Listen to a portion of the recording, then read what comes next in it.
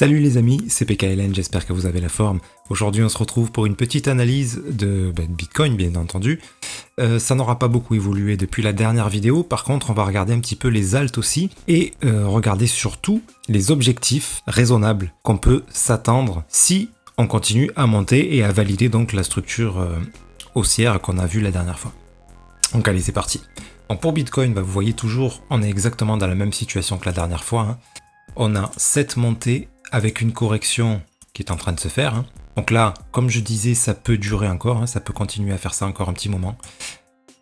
Donc voilà, soyez pas surpris si ça arrive, si jamais on vient à vraiment chuter sévère. Là, peut-être qu'il faudra réévaluer notre analyse.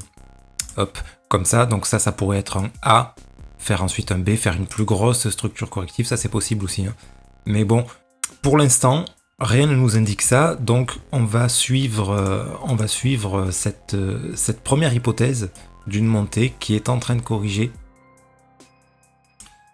Et donc ce qu'on va attendre ensuite, c'est la confirmation donc de venir casser ce top dans un premier temps. Et ensuite, il faudra regarder si le mouvement s'essouffle, ce mouvement de hausse, s'il s'essouffle, c'est-à-dire s'il vient comme ça et qu'à partir de là il recommence à corriger, bon là il faudra peut-être s'inquiéter et envisager un prochain bear market. On n'en est pas encore là, ce qu'on va voir c'est les objectifs raisonnables. Donc là on avait dit la dernière fois, si vous vous souvenez bien, que au maximum on pouvait espérer de grimper jusqu'au 106, allez 110 000 $ par là, au maximum. Ça peut aller beaucoup plus haut, ça on n'en sait rien, mais voilà, quand on fait une analyse, on reste pragmatique et on voit sur des éléments techniques. Là, techniquement, c'est probable qu'on atteigne entre 100 et 110 000.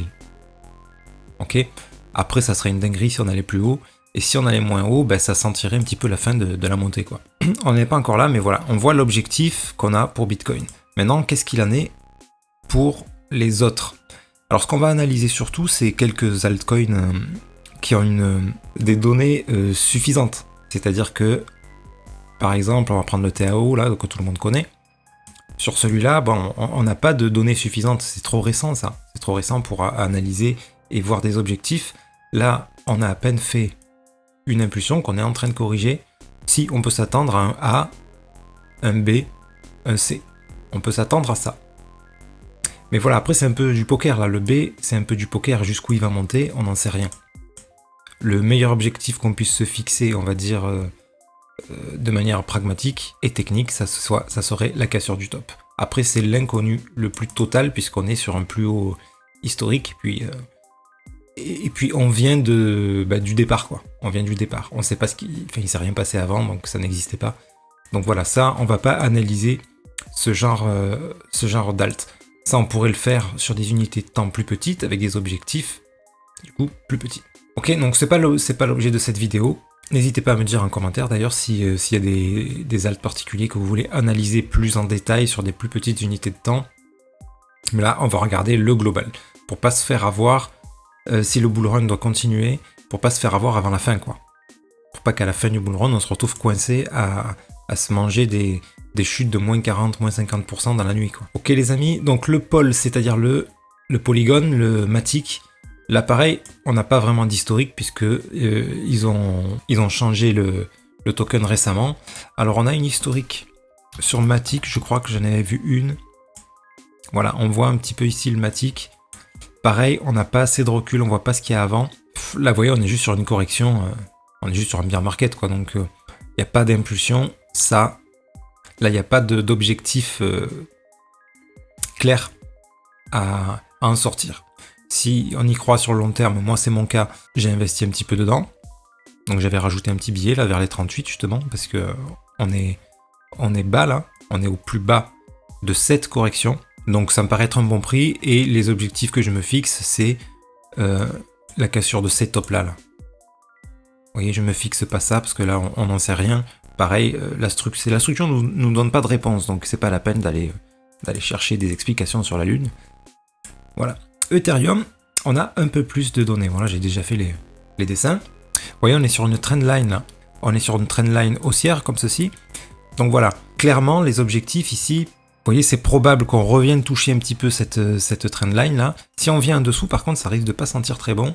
On pourrait très bien se retrouver dans une structure corrective très grande, genre on a ici notre hausse A, B, C. Voilà, si on vient à casser cette trendline là, je m'attendrai à quelque chose comme ça avant de venir casser ce top. Mais bon, vraiment c'est à condition qu'on aille en dessous de là, et bon pour l'instant, il n'y a rien qui nous l'indique. Et si c'est juste une petite mèche et que tout de suite on remonte, c'est pas à prendre en considération bien sûr. Ça c'est si on vient casser dessous et qu'on corrige dans ce sens. Là oui, il faudra s'attendre à venir casser ce bas là. Pour l'instant, on n'en est pas là.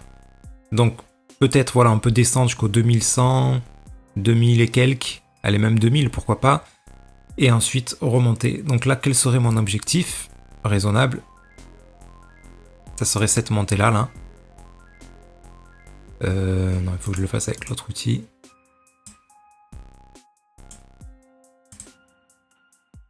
C'est à peine la cassure du top, quoi.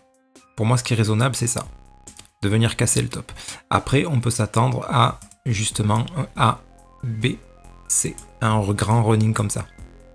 Par contre, si on voit cette figure-là un jour, ben là, perso, je vais y mettre un bon petit billet.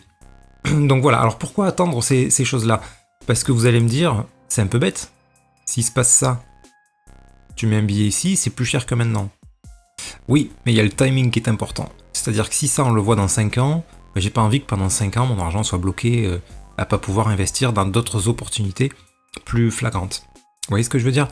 Donc, ça, c'est très important. Et parce que peut-être qu'on n'obtiendra jamais cette structure. Peut-être qu'on obtiendra, je sais pas moi, là, une cassure du top direct, et après... Après peut-être que Ethereum ça vaudra plus rien, ça va tomber à zéro, j'en sais rien. Et voilà, peut-être que l'opportunité n'existera pas, donc je vais pas mettre de l'argent comme ça. J'essaye toujours, tout en prenant des risques, puisque c'est risqué de toute façon d'investir, minimiser ces risques bien sûr. Ouais, c'est le seul truc que je vois là sur du long terme, parce que même là, je peux pas... Voilà, j'ai du mal à considérer que ça, ce soit une impulsion. Ça, une correction, elle est vraiment pas belle cette correction. Mais si c'était le cas, je reporterai cette valeur là ici, ça me donnerait à peu près le même objectif, vous voyez, c'est la cassure du top quoi. Je vais pas espérer quelque chose de bien dingue, pas encore en tout cas, sur du long terme, hein. Là je suis en weekly, d'accord. Donc pour l'instant voilà, c'est pas très clair ce qu'on voit dans l'Ethereum, ok.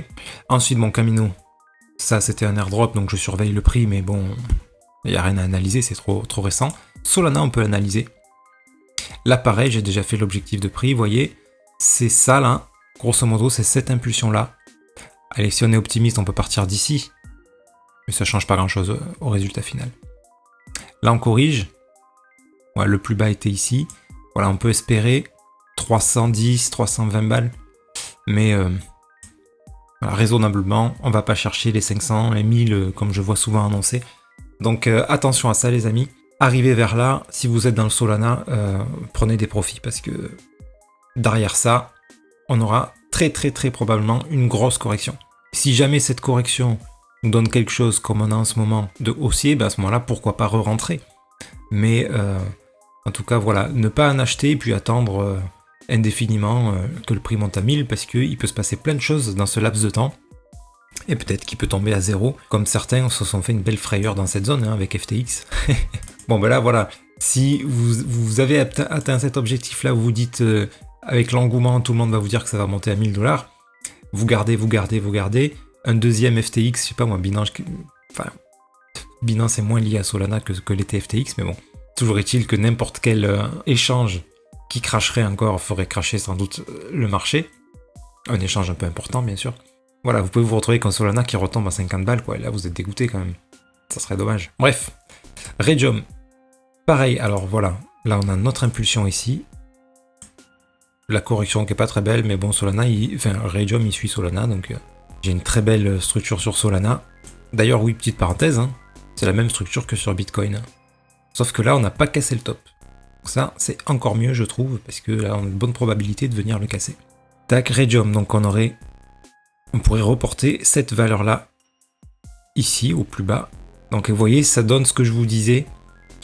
Un objectif raisonnable, c'est entre 4 et 5. Entre 4 et 5, on obtiendrait à peu près la même capitalisation que ce qu'on avait tout là-haut. D'accord, parce qu'entre-temps, il y a beaucoup de jetons qui ont été libérés. Donc ici, pour moi, ça pourrait être un des maximums de Radium. Ça peut aller plus haut, on ne sait pas. La capitalisation peut doubler, hein, par exemple, mais si elle double, ça nous porte le prix jamais que jusqu'à 9, à peu près. Donc voilà, après il faudra voir qu'est-ce qui se passe si on arrive dans ces zones-là. Moi, en tous les cas, je prendrai une bonne part de profit, ça c'est sûr. Et peut-être que j'en garderai un peu, selon ce que la structure annonce. Donc ça, après, vous pouvez l'appliquer. Là, je vous fais mes choix d'alt, mais déjà, n'hésitez pas à me dire si il y en a d'autres que vous voulez analyser. Des alts qui sont un peu anciens. On peut faire, vous voyez, des projections quand même assez précises. EGLD, là, aucun objectif. C'est très très difficile à dire. On est juste sur une correction. Hein. On a eu un petit sursaut ici. On peut espérer le même sursaut. Mais tant qu'on n'a pas une vraie impulsion, on ne peut pas analyser. Ce qu'il faudrait, c'est une vraie impulsion, une correction derrière. Et là, on pourrait reporter cette valeur ici et se fixer un objectif précis. Là, pour l'instant, on n'a rien pour se fixer un objectif précis. La seule chose qu'on puisse espérer, et c'est ce que moi j'espère d'ailleurs, j'en ai pas mal de l'EGLD, j'aime bien ce projet, c'est, là on a fait une grosse correction, un A, c'est d'attendre un B et un C. Encore une fois, le B, sa taille, on la connaît pas, ça peut être immense, ça peut être comme ceci, voilà, ça peut être quelque chose comme ça. Donc bref, remonter entre 100 et 200, c'est tout à fait raisonnable, mais là encore, c'est un peu du Madame Irma, quoi. Là, on n'a rien qui peut nous indiquer un prix. Le NIR, c'est déjà un petit peu mieux. La structure corrective est un peu violente, mais toujours est-il qu'on a un vrai objectif ici qu'on peut déterminer. Un premier objectif, voilà, vers les 11-12, qui serait raisonnable. Si jamais vous avez du NIR comme moi, en plus je l'ai acheté tout en bas, hein, donc ça c'est cool. Voilà, mon objectif ça va être par là, vers les 10, je commencerai à en vendre très probablement. Même si le NIR pour le coup, je pense qu'il a juste connu un bull run lui, si je dis pas de bêtises, oui voilà c'est ça. Donc pour moi c'est pas impossible, surtout qu'il n'y a pas eu beaucoup de libération de jetons comparé à d'autres. Voilà. Moi j'espère qu'ils viennent casser le top, donc dans tous les cas ici je vendrai pas tout. Je viens garder une partie parce que j'ai bon espoir sur celui-là. Mais là encore, techniquement il n'y a rien qui me l'indique. Hein. Il n'y a rien qui me l'indique. Techniquement, l'objectif c'est entre 11 et 12. Sandbox, c'est pareil que GLD. On a fait un A d'une grande correction. Il faut espérer que le regain d'intérêt vers le métaverse arrive. Et puis on verra ce que nous donne le B. Là, on est dans l'inconnu total. Pareil, c'est un projet que j'adore. Donc je suis pas mal investi dedans. J'ai pas mal de terrain. Et un petit peu de sand aussi. J'en ai pas énormément. Mais j'ai investi un petit peu plus sur les terrains là, qui ont eu des prix qui sont descendus très bas. J'en ai profité. Le DOT, le DOT, c'est pareil. Hein. Exactement pareil. Pour l'instant, les premiers objectifs qu'on peut se fixer, c'est essayer d'obtenir la même chose que ça, quoi. Est-ce qu'on a cassé le bas? Parce que si on a cassé le bas, ça peut être pour obtenir un running et continuer à descendre. Non, on l'a pas cassé. On l'a pas cassé. Voilà, quand on a une structure comme ça, qu'on vient casser le bas, ici, voilà, je vous l'indique parce que selon ce que vous allez analyser, vous allez avoir ce cas de figure. L'objectif, ça va être la même amplitude que ça. Et ensuite, méfiance, parce qu'on peut obtenir un running, d'accord, pour venir encore casser le bas. Donc là, on n'hésite pas à prendre des profits quand on rentre sur des valeurs basses comme ça. Gala, c'est la même chose. On avait eu une belle impulsion ici. Ouais, mais c'est exactement pareil, en fait. Et là, pareil, il me semble qu'on n'avait pas cassé le bas non plus. Alors là, si, on l'avait cassé. Oui, on avait cassé le bas. J'arrive pas à zoomer bien. Ici... Est-ce qu'il y a un autre bas? Non, ici on l'avait bien cassé. Clac. Mais par contre, après, on a cassé les hauts. Donc là, inconnu là aussi. Inconnu, tout est possible. Tout est possible. Voilà, c'est le genre de truc, ça. Là, on n'a aucune indication. Pour moi, si on investit là-dedans, c'est vraiment dans l'objectif de se dire, c'est un bon projet, j'y crois. Je mets un petit billet que je m'en fous si je le perds. Et puis, on verra dans quelques temps si jamais ça redécolle. Parce que là, par contre, c'est des valeurs... Vous voyez, quand on est sur une structure comme ça, c'est des valeurs très très basses et si jamais ça redécolle, il y a des gros gains à faire.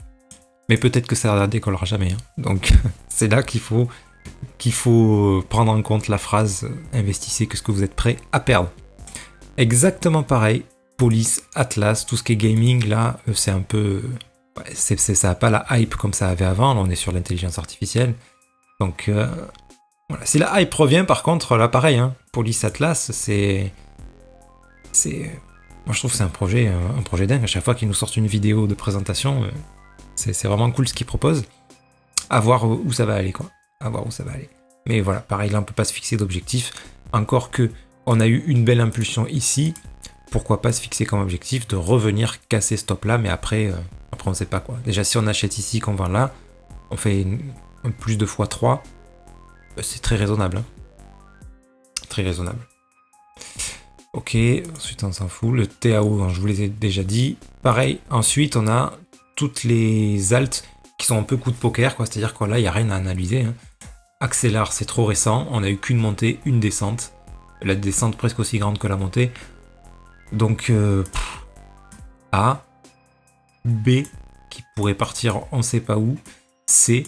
Enfin voilà, c'est le genre de projet qui a pas fait ses preuves, qui a eu juste une montée là parce qu'il a été listé sur Binance, mais c'est tout, quoi. On ne sait pas encore quelle valeur les gens et les institutions vont lui attribuer en fonction de ce qu'il propose.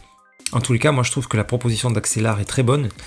Est-ce que ça va être adopté? Est-ce que c'est un autre qui va percer? On n'en sait rien. Donc là aussi, c'est des trucs où là on joue un peu au poker dans les départs comme ça, quoi. Mais sinon, pour tout ce qui est projets qui n'ont pas forcément la hype, qui sont pas dans le bon narratif, etc. Je pense comme Sandbox, tout ça, qui peuvent être d'excellents projets, mais qui n'ont pas le bon narratif. Sur ce bull run, c'est fort probable qu'on rencontre ce genre de structure. Voilà. Et ensuite, prochain bear market. Faudra surtout pas s'attendre à venir casser les plus hauts.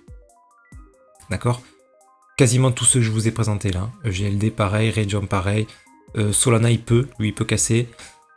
En tout cas, la structure nous indique que ça devrait casser le plus haut. Même Ethereum, je suis pas certain, mais pareil, l'objectif c'est quand même de casser le plus haut, mais pas forcément de beaucoup. Après, vous connaissez le monde des cryptos, pour la plupart d'entre vous, des fois on rencontre du délire incroyable, quoi. Là, le Sandbox, c'était inimaginable qu'on a ici haut, quoi. Mais il y a eu Meta, ex-Facebook, qui a sorti Meta, quoi, justement, la hype du métaverse, et boum, ça a explosé comme ça. Donc ça peut arriver partout, on n'en sait absolument rien.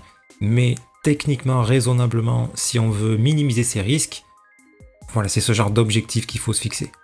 Doggy, alors ça c'est... j'en ai un petit peu moi. Vous savez, c'est comme les... comment on appelle ça déjà? Oh, ça fait trop longtemps que je me suis sorti du truc là. J'ai laissé passer l'été, trop de trucs en tête et du coup je ne retrouve plus, mais non. C'est sur Dodge. Vous savez, c'est les ordinals en gros de Dodge. Ordinal sur Bitcoin et Doggy sur Dogecoin. Donc ça, pareil, j'en ai un petit peu. Pour moi, c'est de l'argent perdu, mais je prends aucun meme coin. Mais des fois, il se passe des délires sur ces trucs-là. Là, on est à un super bon prix, très très bas. Ça, c'est le genre de truc qui peut monter à 100 balles, quoi. Sur une euphorie, sur un truc, voilà. Maintenant, autant ça ira à zéro parce que concrètement, ça vaut rien. Concrètement, ça vaut rien. Ça propose rien. Voilà, c'est juste de la hype avec une image de chien. Donc voilà. Bref, Octa, excellent projet. Moi, je préfère largement celui-là à Render. Donc là, pareil, on peut pas analyser, on a juste une montée depuis la sortie. Donc voilà. Attention, si on a une grosse correction sur le reste, il pourrait y avoir une grosse correction. Maintenant, c'est pas des grosses capitalisations, donc il y a fort à parier qu'on ira plus haut sur l'Octa. Tête, j'aime beaucoup Tectum, j'aime beaucoup ce projet.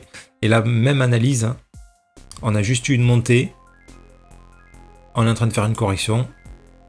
Où est-ce qu'on va aller? Rien ne nous l'indique sur le graphique. Donc tout ça, c'est des coups de poker, quoi, un petit peu.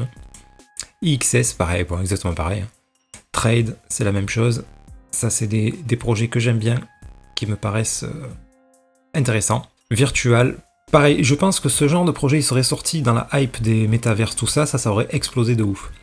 mais c'est pas le cas. On n'est pas dans le bon narratif, donc peut-être que ça marchera, peut-être pas.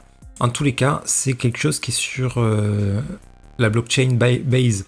Vous savez, le layer 2 d'Ethereum, de Coinbase. Donc je pense que c'est un bon écosystème, un très très bon écosystème avec des frais extrêmement bas. Donc ce qui sort sur cet écosystème peut avoir de l'avenir. Et du coup, j'ai choisi celui-ci, moi. Il y a beaucoup de projets que je trouve nuls sur Base pour l'instant.